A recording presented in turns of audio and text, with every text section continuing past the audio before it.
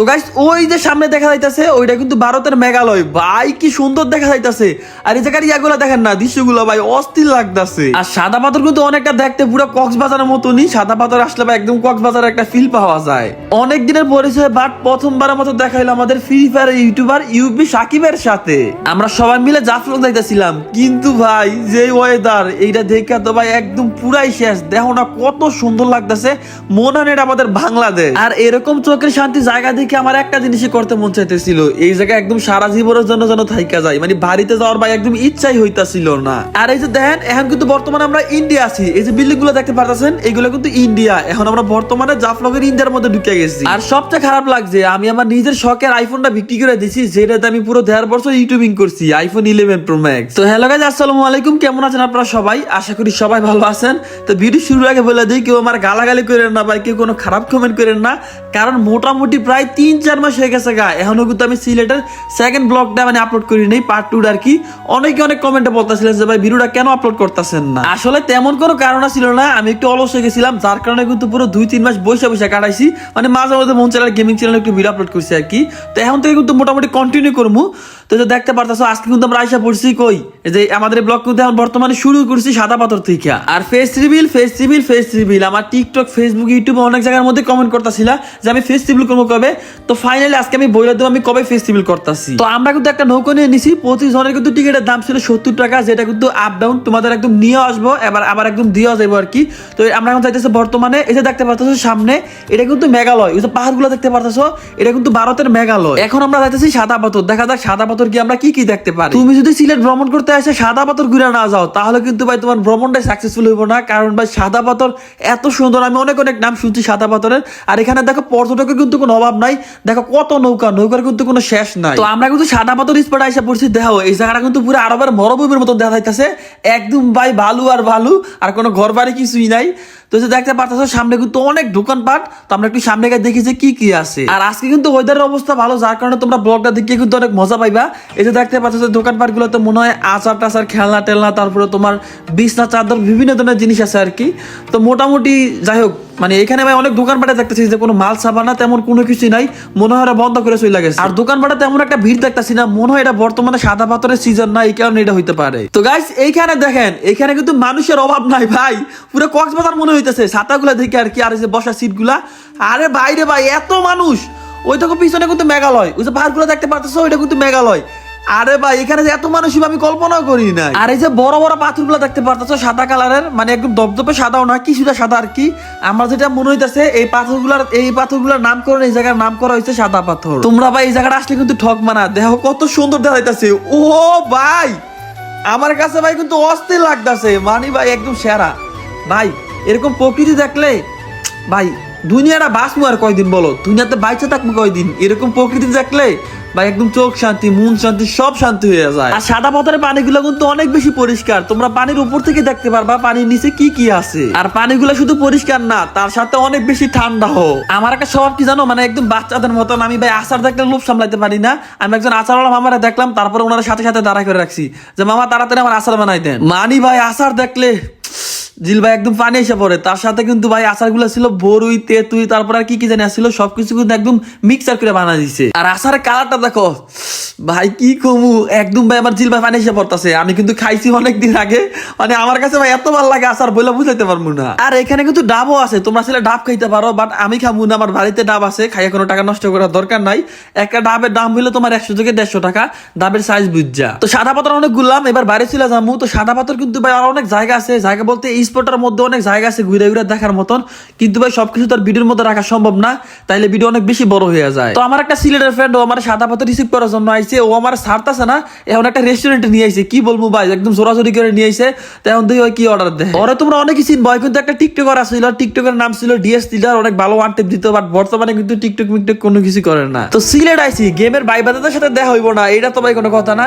তো আমি কিন্তু ইউপি সাকিবরে ফোন দিছি, ওর বাসা কিন্তু সিলেট, ওই কিন্তু আইসা পড়ছে, এই তো দেখতে পারতেছেন। তো গাইস যে আজকে আমি আপনাদের অনেক বের সম্পর্কে বলতে চাই, যেটি বিশ্বের সবচেয়ে বিশ্বস্ত বুক মেকার পিএসজি এবং সিরিয়া এই অ্যাপের স্পন্সর। আইপিএল শুরু হয়ে গেছে, এই অ্যাপের মাধ্যমে আপনি আপনার প্রিয় দলকে সমর্থন করতে পারেন। এই অ্যাপে আপনি সমস্ত লাইভ ম্যাচের ফলাফল এবং সেই ম্যাচটি লাইভ দেখতে পারবেন। স্কোর উপর ভবিষ্যৎবাণী করে আপনি বাজি ধরতে পারবেন, যেমন কোন দল জিতবে, কোন দল কত রানে জিতবে, কি সর্বোচ্চ স্কোর করবে। এখানে বিএমডব্লিউ গাড়ি, আইফোন, ল্যাপটপ সহ অনেক কিছু নগদ পুরস্কার জেতার সুযোগ রয়েছে। এছাড়া বিভিন্ন ধরনের গেম রয়েছে, আপনার যা খুশি ইচ্ছে আপনি বেছে নিতে পারেন। রেজিস্ট্রেশন করার সময় আমার প্রোমো কোড ওয়ানলিডস ব্যবহার করলে আপনি প্রথম ডিভিজনে 24,000 টাকা পর্যন্ত পাবেন। আপনি সহজে পেটিএম, বিকাশ, রকেট, নগদ ও অন্যান্য সহজ পদ্ধতির মাধ্যমে আপনার জিতা টাকা আপনি তুলতে পারবেন। তাহলে আর দেরি কিসে, পিন কমেন্টে তাকে লিংক দেওয়া আছে, লিংকে ক্লিক করে এখন রেজিস্টার করুন, অথবা গুগলে অনেকবার সার্চ করে রেজিস্টার করুন। রেজিস্টার করার সময় আমার প্রোমো কোড ওয়ানলিডস ব্যবহার করুন এবং বোনাস জিতুন।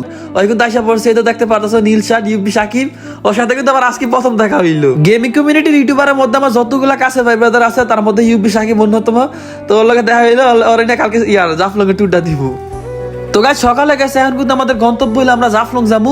তো সাকিব বিনা কিন্তু আজকে আমাদের জাফলং শহরে অনেক অনেক জায়গা ঘুরতে দিব। দেখা যাক আজকে আমরা কতটুকু ঘুরতে পারি। গেট লক না, গেট লক না, কতক্ষণ লাগবে যাইতে আনুমানিক? 32, 33, 34, 3 তো কত করে? 150 তো আমরা কিন্তু 3টা টিকিট কেটে নিছি, 3 জনের জন্য। প্রতি টিকিট হলো 150 টাকা কইরা। সিলেট থেকে একদম আমাদের ইয়াতে জাফলং এ নামাই দিব আর কি। তো মোটামুটি অনেকক্ষণ নাকি লাগবে, প্রায় 1 থেকে 1.5 ঘন্টা। তো এই যে এটা বাসের ভিতরের অবস্থা, মানে বাসের জন্য ঠিক আছে, মানে তোমার যেরকম টাকা ওইরকম বাস, অতটা খারাপও না অতটা ভালো না, মানে পারফেক্ট এভারেজ আর কি। সিলেটের জাফলংটা ভাই এত সুন্দর লাগে, যে পাহাড়গুলো দেখতে পারতেছো এগুলো কিন্তু ইন্ডিয়ার পাহাড়। আর আমি কিন্তু আজকে প্রথম যাইতাছি না সিলেট, মানে জাফলং কিন্তু আজকে প্রথম যাইতাছি না। এর আগে কিন্তু আমি 5 বার গেছি, ছোট থাকতে গেছিলাম, লাস্ট মেবি 2016 সালে গেছি, তারপর আর কোনোদিন সিলেট যাওয়া হয় নাই। তো এবার কথা বলি ফেস্টিভ্যালের বিষয়ে। তোমরা মোটামুটি অনেকদিন যাবত অনেক প্ল্যাটফর্মে কমেন্ট করতেছিলা, ফেসবুক, টিকটক, ইউটিউবে, যে ভাই আপনি ফেস্টিভ্যাল করেন না কেন। আসলে আমার ফেস্টিভ্যাল করার ইচ্ছা ছিল 1 মিলিয়নে। তো তারপরে হঠাৎ সিদ্ধান্ত নিলাম যে না, 1 মিলিয়ন চাইলে ভাই করতে পারি, শর্ট ভিডিও যদি চাই তাহলে 1 মিলিয়ন কোনো ব্যাপারই না। বাট আমার কাছে ভাই সাবস্ক্রাইবারটা তেমন কোনো ম্যাটারই না, কারণ ভাই শর্ট চালে বর্তমানে সাবস্ক্রাইবার ভাই একদম পানি মাত্রার মতন। 1 মিলিয়ন 2 মিলিয়ন এমনি ইজি করা যায়। তো আমার কাছে ভাই সাবস্ক্রাইবারের বেশি গুরুত্বপূর্ণ হলো যে অডিয়েন্স কি চায়। তো আমি ভাই সবসময় চেষ্টা করি অডিয়েন্স যেই ধরনের ভিডিও চাই ওই ধরনের ভিডিও বানানোর জন্য। তো এবার বলে আমি ফেস্টিভ্যাল করবো কবে, আমি বললাম ফেস্টিভ্যাল করবো ইনশাল্লাহ, যদি সবকিছু ঠিকঠাক থাকে আল্লাহর রহমতে, তাহলে আমি আমার বার্থডেতে ফেস্টিভ্যাল করে দেবো, মানে আমার জন্মদিনের দিনে আমি আমার ফেস্টিভ্যাল করে দিব। তো জন্মদিন কবে এটা আবার তো বলতাছি না, আমার টিকটক, ফেসবুক, ইউটিউব অনেক জায়গার মধ্যে দেওয়া আছে আমার জন্মদিন কবে। তো এতটুকু বলতাছি, বাট আমার জন্মদিনে করবো ইনশাল্লাহ যদি সবকিছু ঠিকঠাক থাকে। তো আমরা কিন্তু জাফলং আইসা পড়ছি, এখন কিন্তু যাইতেছি জাফলং আর্মি ক্যাম্পে। তো ফাইনালি আইসা পড়ছি জাফলং আর্মি ক্যাম্পে। ওই যে দেখতে পারতাছো ওই যে ঘরবাড়িগুলা, ওইগুলা কিন্তু ইন্ডিয়ায়, আর এবার কিন্তু বাংলাদেশ। এই যেদিকে কিন্তু অনেক দোকানপাট আছে, মানুষ আছে অনেক। আর এখান থেকে দেখো ভিউটা কত সুন্দর দেখা যাইতেছে। মনটা বলতেছিল ইস যদি ইন্ডিয়া থেকে ঘুরে আসতে পারতাম, অনেক সুন্দর লাগতেছিল। মানে ইন্ডিয়ার একদম কাছাকাছি আছি, বাট ইন্ডিয়া যাইতে পারতাছি না। তবে ইনশাল্লাহ খুব তাড়াতাড়ি, মানে কুরবানিদের পরপরই কিন্তু আমরা ইন্ডিয়া যাবো। আর আমি আশাবাদী ইন্ডিয়ার যতগুলো ব্লগ আছে আমি সবগুলো ফেস্টিভ্যালের সাথে আপলোড করবো ইনশাল্লাহ, যদি আল্লাহ বাসা রাখে। তো এখানে দেখতে পারতেছো মানুষের কিন্তু অভাব নাই। ওই যে একদম দেখতে পারতেছো ওই যে ওইখানে মানুষগুলা, ওইটা কিন্তু ইন্ডিয়া। ওইখানে একটা পিলার আছে ছোট, ওই পারে ইন্ডিয়া, এই পারে বাংলাদেশ। আমি ভাই লিটারালি সত্যি কথা বলতাছি, আমার লাইফে একদম ছোট থেকে বড় হয়ে আমি অনেক আচার খাইছি, অনেক মানুষের থেকে আচার খাইছি, বাট ওনার কাছ থেকে আমি একটা আচার খাইছিলাম, এই যে এখানে, এই আচারটার মতন মজা আমার লাইফে আমি কোনোদিন পাই নাই। তোমার অনেক রকমের আইটেম, কলা, বড়ি, তারপরে যে তোমার তেঁতুল, অনেক কিছু মিক্সার করে, মানে সবকিছু কিন্তু মিক্সার করে একটা আচার বানাইছে। আমার কাছে ভাই এত ভালো লাগছে, মানে বইলা বুঝাইতে পারবো না। দেখো মানুষের কিন্তু অভাব নাই, প্রচুর মানুষ আসে এখানে, কিন্তু অনেক পর্যটক আসে। আর আরেকটা জিনিস হলো, এটা কিন্তু বর্তমানে সিজন চলতেছে না, আমরা একদম বেশ সিজনের সময় গেছিলাম, যার কারণে কিন্তু পানি টানি কিছুই আসছিল না। তোমরা জাফলং, সাদা পাথর, রাতারগুল, তারপরে বিছনাকান্দি, মানে সিলেটের মোটামুটি যতগুলো পর্যটক এলাকা আছে সব সময় চেষ্টা করবা সিলেট ট্যুর দিলে বর্ষাকালে ট্যুর দেওয়ার জন্য, কারণ সিলেট বর্ষাকালে ট্যুর দেওয়ার জন্য একদম পারফেক্ট জায়গা। আর এই যে দেখো উপর থেকে তোমাদের আমি ড্রোন শট দেখাইতেছি, মানে নিচে কিন্তু অনেক দোকানপাট, আগে কিন্তু আর বেশি আসছিল, বর্তমানে মনে হয় সিজন নাই দেখে আরো কমে গেছে। যখন সিজন থাকে তখন মনে আরো বেশি দোকানপাট থাকে। আর এই জাফলং নদীতে কিন্তু প্রতি বছর মানুষ মারা যায়, যেখানে দিয়া রাখছে এই নদীতে প্রতি বছর পর্যটক পানিতে ডুবে মারা যায়, অনেকের কিন্তু লাশের ছবি দিয়া রাখছে। তো যারা জাফলং নদীতে গোসল করতে নামবা অবশ্যই চেষ্টা করবা 2 থেকে 3 জন একসাথে নামার জন্য। আর এই যে দেখো এখানে কিন্তু চারিদিকে শুধু দোকানপাট আর দোকানপাট, আমার মনে হয় না জাফলং আইছি, মনে হয়েছে কোনো মেলার মধ্যে ঘুরতে আইছি। তো গাইস ওই যে একটা ব্রিজ দেখতে পারতাছো, এই ব্রিজটাতে কিন্তু বাংলাদেশ থেকে ইন্ডিয়া থেকে বাংলাদেশ গাড়ি চলাচল করে, মানে জাফলং এর রাস্তাতে আর কি এই ব্রিজটা গাড়ি চলাচল করে। এখানটা তোমার ইন্ডিয়ার যত মালামাল আছে, বাংলাদেশের যত মালামাল আসে, ইন্ডিয়া থেকে বাংলাদেশ যায়, বাংলাদেশের থেকে ইন্ডিয়া যায়। আর এখান থেকে দেখো ইন্ডিয়াটা কত কাছে, এই যে দেখতে পারতাছো এই যে ইয়াগুলা পাহাড়গুলা মানে ওপার কিন্তু বেশি একটা দূর না, মানে একদম ভাই সর্বোচ্চ গেলে 50 মিটার। ওইবার কিন্তু ইন্ডিয়া আর আমরা কিন্তু এবার বর্তমানে বাংলাদেশ আছি। এখানে কিন্তু নৌকা আছে, তোমরা কিন্তু চাইলে নৌকা ভাড়া করে অনেক দূর ঘুরতে পারবা। ওই যে ওইপার দেখতে পারতেছো, ওইপার কিন্তু যাইতে পারবা। তার সাথে দেখো এই যে এগুলা কি ভাই হোটকার মতন একদম বেলুনের মতন, এগুলোর ভিতরে কিন্তু তোমরা বসে যাইতে পারবা। এগুলা মনে কত এই যে এখান থেকে তোমাদের একদম খালের মানে এই যে নদীর মাঝখানে নিয়ে যাবো, মনে হয় 50 না 60 টাকা নেয় আর কি। আমার আসলে মনে নাই সঠিক কত টাকা লাগে, কারণ ভাই অনেকদিন আগে ব্লগ করছি তো সবকিছু ভুলে লাইছি। এরকম বলে আর কখনো করবো না, এখন থেকে ব্লগ করলে সাথে সাথে আমি আপলোড দিয়ে দিব। আর এই যে দেখো বেলুনের ভিতরে কিন্তু কত বড় বড় মানুষ ঢুকে রয়েছে, মনে হয় একসাথে 6 থেকে 7 জন ঢুকা যায়। দেখো নদীর পানি কিন্তু অনেক কম, মনে হয় একটা খালের মতন, বাট স্রোত কিন্তু অনেক বেশি। আমার সামনে একটা মহিলা বাইশে চলে যেতেছিল গা, ওরা কিন্তু অনেকে মিলে আটকাইছে, মানে অনেকে মিলে ওরা ধরে রাখছিল আর কি, নাহলে কিন্তু মহিলাটা অনেক দূর চলে যাইতো। এই যে দেখো নৌকা, এই যে উপরে একটা ঘর আছে, মনে হয় এখানে মানুষ থাকে। যেই পরিমাণ গরম পড়ছে, গরমে একদম অতিষ্ঠ হয়ে গেছিলাম গা। তারপরে আইসক্রিম বললাম মামারে, বললাম মামা তাড়াতাড়ি 3টা আইসক্রিম বানাও।